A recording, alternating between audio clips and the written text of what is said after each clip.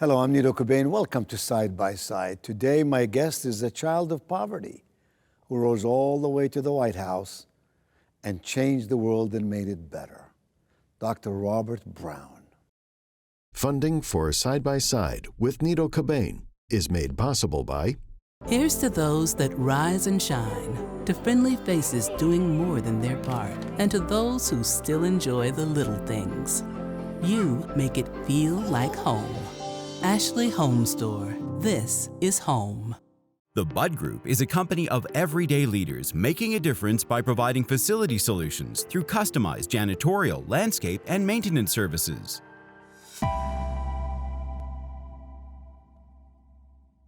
Coca-Cola Consolidated is honored to make and serve 300 brands and flavors locally. Thanks to our teammates. We are Coca-Cola Consolidated, your local bottler.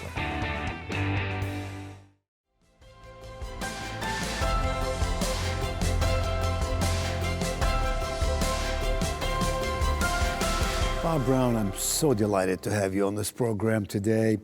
You have led an amazing life in so many ways. But you wrote this book called You Can't Go Wrong Doing Right. It's an intriguing title. Where did it come from? It came from my grandmother.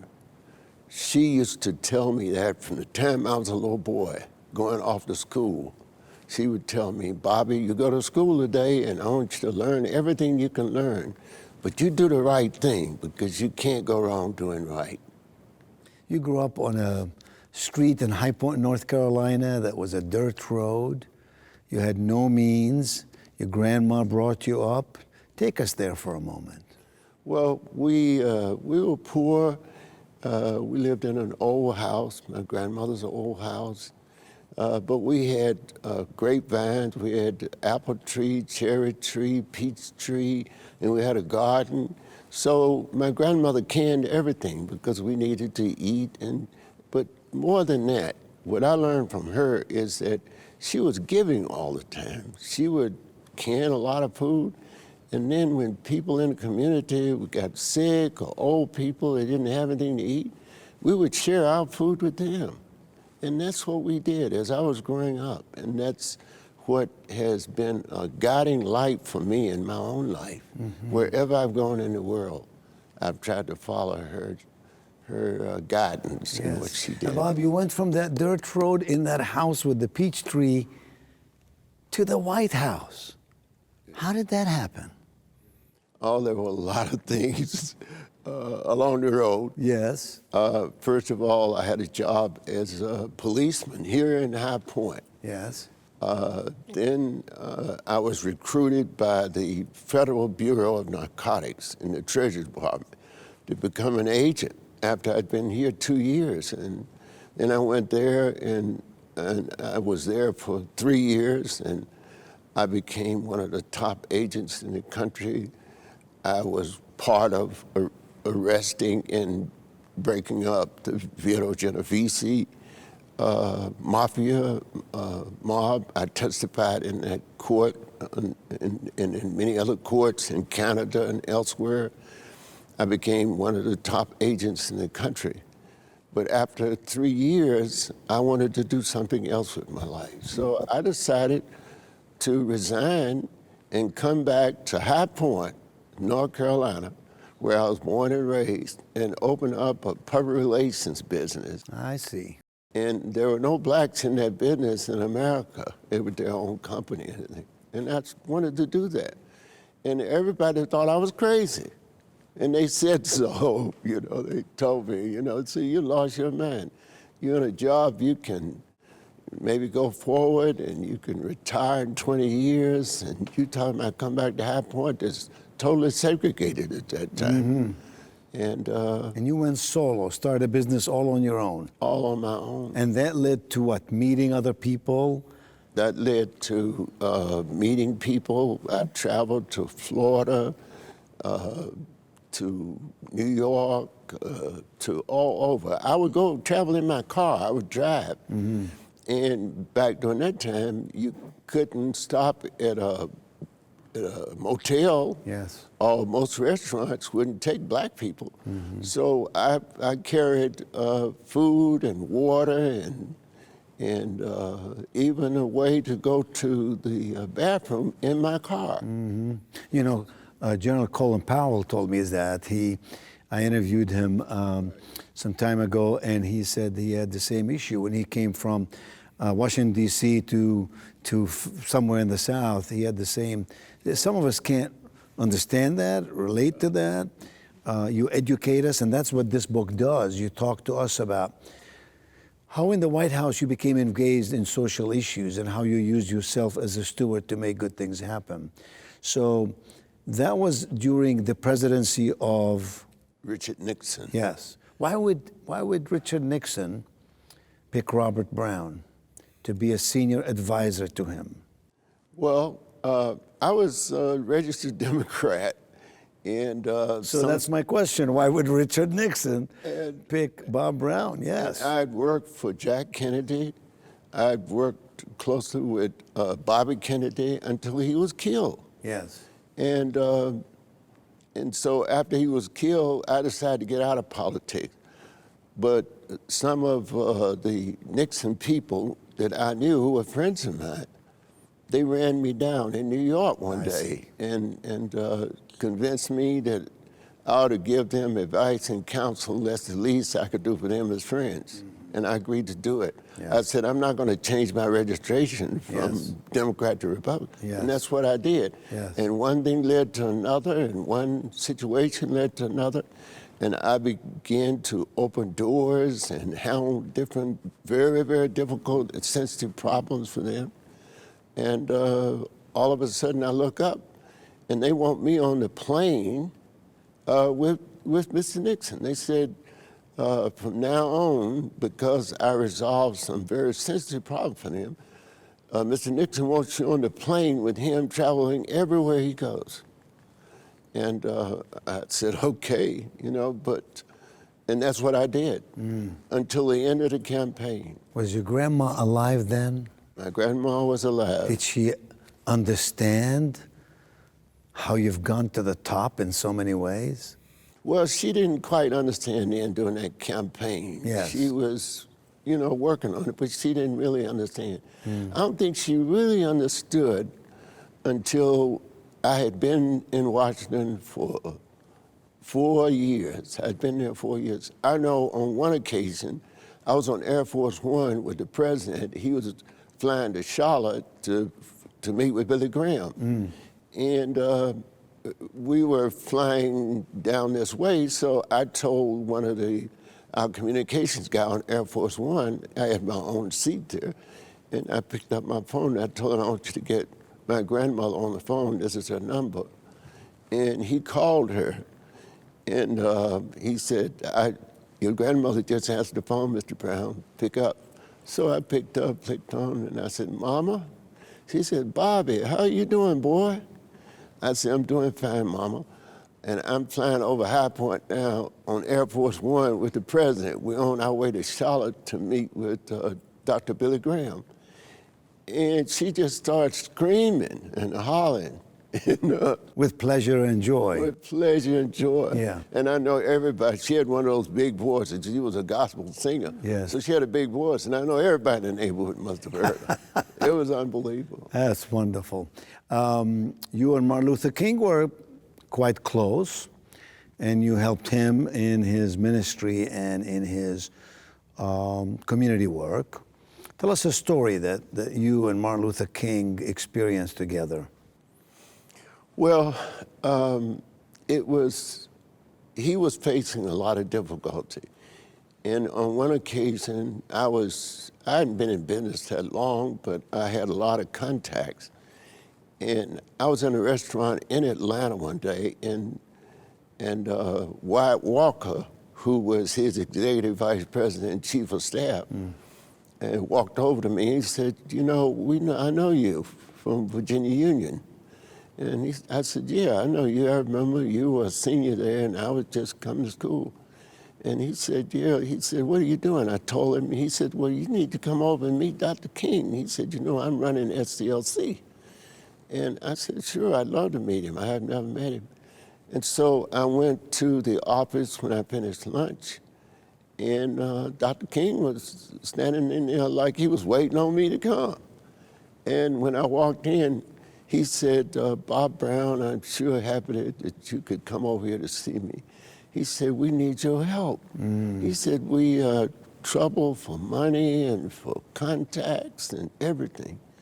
And I said, Dr. King, I'd be happy to help any way I can, because everything that you're doing, all of us will benefit. I said, America's whole will benefit. And he said, well, I need money, I need more contacts and so forth. Was this so I started before- raising money for him. Was this before you were in the White House or after you were? Oh, this was way before. Way before, I see. Yeah, this was when I was starting out. Yes, I see. And then I started to raise money for him, and then because I was working with some of the largest businesses in America, I had access to budgets and so forth.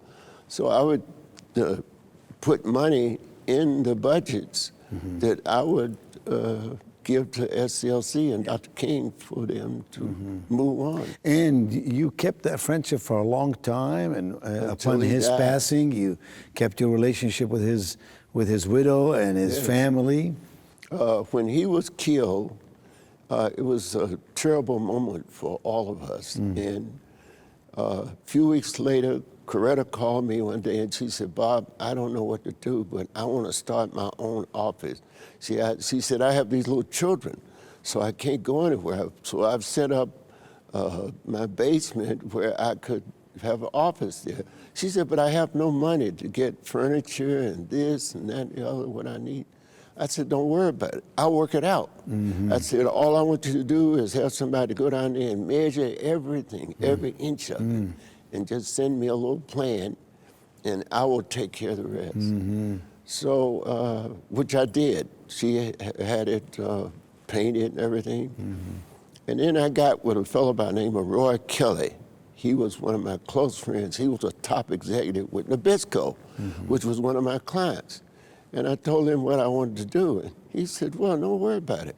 He said, I'll come down there and meet you in Atlanta, and we'll go to the largest office furniture place in Atlanta, and you get a list of everything Mrs. King needs, and we will buy it. We'll have it trucked into our house. And that's what we did. And then later, you and she went to South Africa.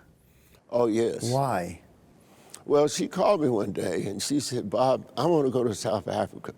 I want to see Winnie Mandela. I want to see if we can get Nelson Mandela out of jail. She said, but I tried and they wouldn't give me a visa. And she said, I know that you know how to deal with a lot of these things. And so it just so happened that I had been on a prayer breakfast a couple of weeks before with Ambassador Kornoff, who was the ambassador from South Africa to the United States. And we sat at the same table. This number God at work. And so I called him and I said, Ambassador, I said, I thought you were a Christian. And he says, Bob, you know I'm a Christian. I was with you, I prayed with you and everything. I said, yeah, but one of my closest friends, Mrs. King, wants to go to South Africa, and you all won't even give her a visa. I said, that's not the way Christians react. He says, oh, Bob, I don't know anything about it, I don't know. He said, but I will find out. I will find out, and I will do whatever I can to make it work for you. And then he called me back a few hours later. He said, Bob, I called my people in South Africa. They did turn her down. He said, but we will let her go in with her delegation if you will be a part of it. And I had no intention of going to South Africa. By then, you've been there many times I've been before. there for You a were few friends times. with Nelson Mandela and Winnie Mandela. I had been there just a few times. And then, And you went to the prison to see Nelson Mandela when nobody could do that. well, Mandela had been in jail for 20-some years. And in those 20-some years, nobody, including his own family, could not see him more than 15 minutes at a time, twice a year. And they would travel for 2,500 miles, and they couldn't see him. And so one night I'm in South Africa, and I'm getting ready to come back to America. And I get a call just out of the clear blue sky from a fellow by the name of Neil Van Heerden. And he said, Mr. Brown, my name is Neil Van Heerden, and I work for President Botha. And President Botha was like Hitler. I said, oh my God, they're gonna kill me now. They know I've been in here. And so he said, President Botha is giving you permission to go into Pollsmoor prison to see Nelson Mandela, if you would like to do that. I'm trying to figure out what on earth is this? I said, maybe they want to kill me. I've been there several times, and they were killing people, black people anyway. So I said, I talked to him a few minutes to make sure it was legitimate.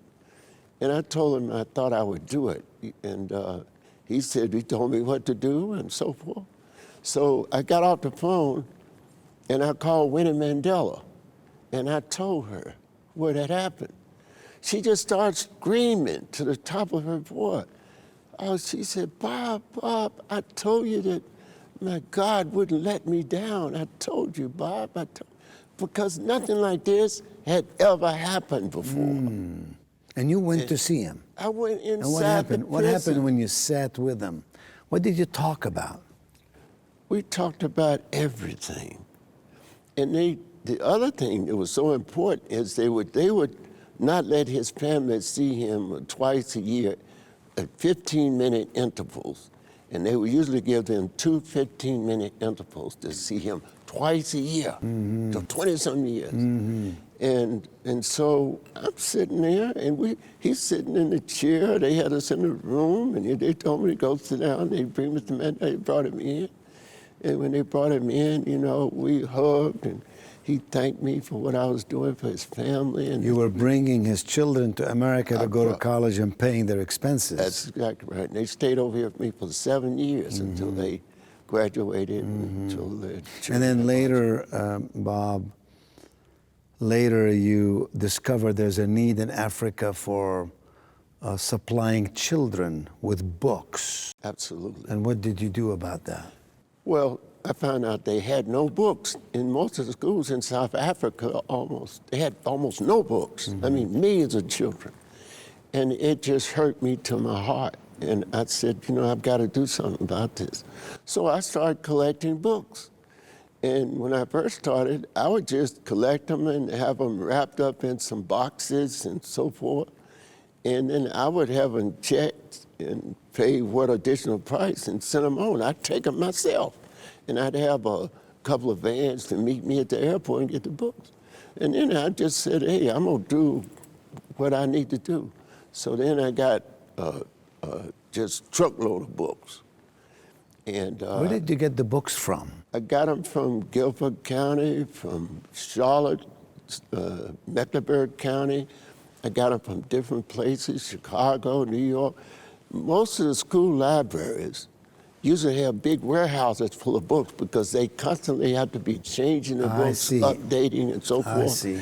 And so they'd be trying to figure out what they're going to do with them. So there were plenty of books, millions of books. So I started gathering those books. But the problem is they had a law regulation that you couldn't bring any books into South Africa for the black schools. But I started bringing books in by the truckload. And you succeeded and planted seeds of greatness in the minds, hearts, and souls of millions of students. In the time we have remaining, I wanna throw some names at you, and I want you to tell me your relationship with them. Wayne Huizenga, the founder of Blockbuster.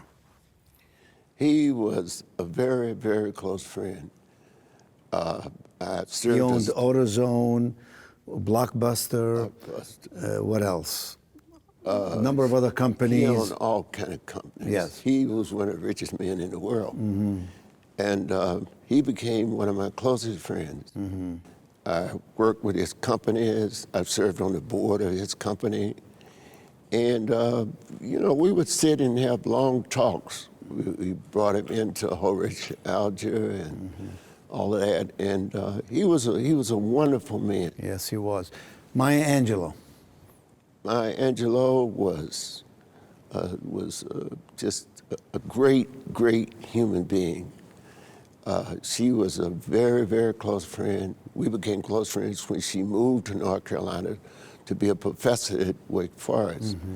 And we knew Sammy Davis Jr. had told her to get in touch with me. Sammy Davis Jr. was one of my closest friends. And she knew Sammy. So when she got here, she called me. She said, I want to have lunch with you. Sammy told me to call you.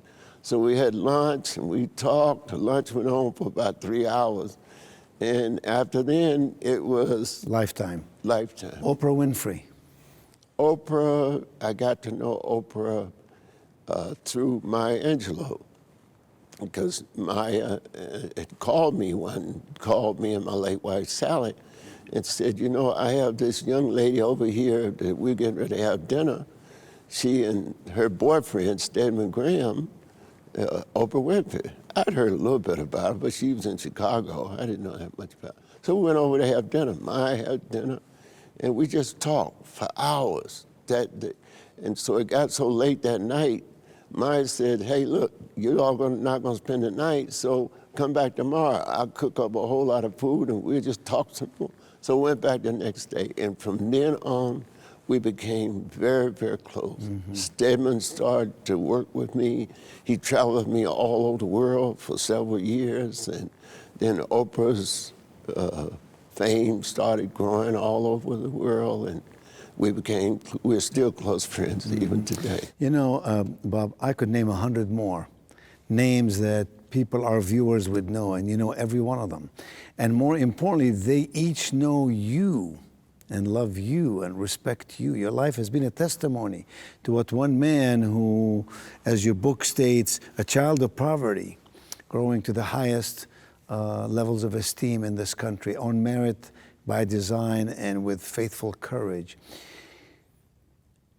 What is one moment in your life that was sort of the height of spiritual experience for you, emotional experience for you? What is that one moment that made you realize that you are gifted in so many ways? Was it the moment in the White House or that big dinner in Washington when President Nixon put his arm around you and in front of all these people and showed his appreciation? Was it the time that you came back and talked to your grandma? What was that moment? Well, I know one moment that really stands out was when I was in South Africa. There was a young white doctor who had graduated from medical school who decided to practice medicine in one of the worst black townships. I mean, there was muddy roads and broken down homes and everything. And the government didn't want him to do that. So they were trying to get him into the army or do something else. But he had this old building. And so one day, I've been trying to meet him. So one day I decided, it was kind of rainy, misty, that I would go to his building where he was practicing to see if I could be helpful to him. And I went there and there were people standing in the misty rain all on the outside of this old raggedy building. And then I went inside and the people just standing all around. And I told the young lady who came to me, she said, what can we do for you? I told her I want to see the doctor. And she said, well, he's so busy. I said, I want to be helpful. I'm here to be helpful. So she went and got him. He came out, and I told him I admired what he was doing. He's a young, white Afrikaner man. And he told me, he said, I don't know what to do, Mr. Brown. He said, you see all these people, I have no medicine, I have nothing. And I'm trying to be helpful. And the whites were trying to get him to get out of there. So I told him to have somebody write down everything he needed. And so they did over the next hour or so. And I took a couple of vans, and I went out to different stores, and I bought just loads of medicines and just basic things like alcohol. And he needed all of that. And gave it back to him. And gave it back to him. And that just filled your heart with... Oh, it did me more good than it could have ever done any of those people who he was helping, all for him. You know, when I came back to him, he came out, he had tears in his eyes. He was crying. And so I've identified so many things like this in different places in the world where I've worked. Because my grandmother used to tell me over and over again, she said, Bobby, just let the Lord use you. Yes. Let him have his way with you. Like she said, he will carry you to the mountaintop. And you can't go wrong. You can't go wrong doing right. Bob Brown, you have received more awards, more honorary doctorates, more recognitions in this country than anybody could list in 3 hours. And yet your humility and your heart filled with gratitude and appreciation for the very breath of life that you possess and your ability to be the kind of steward that you've been. It's a testimony to what can one man do to change the world, and it's an inspiration to me and to others. Thank you so much for being with us here today. And I thank you for joining us right here on Side by Side. I'll see you next week. Funding for Side by Side with Nito Cobain is made possible by Here's to those that rise and shine, to friendly faces doing more than their part, and to those who still enjoy the little things. You make it feel like home. Ashley Home Store. This is home. The Bud Group is a company of everyday leaders making a difference by providing facility solutions through customized janitorial, landscape, and maintenance services.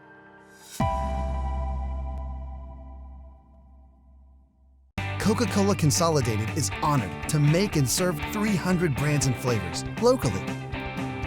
Thanks to our teammates. We are Coca-Cola Consolidated, your local bottler.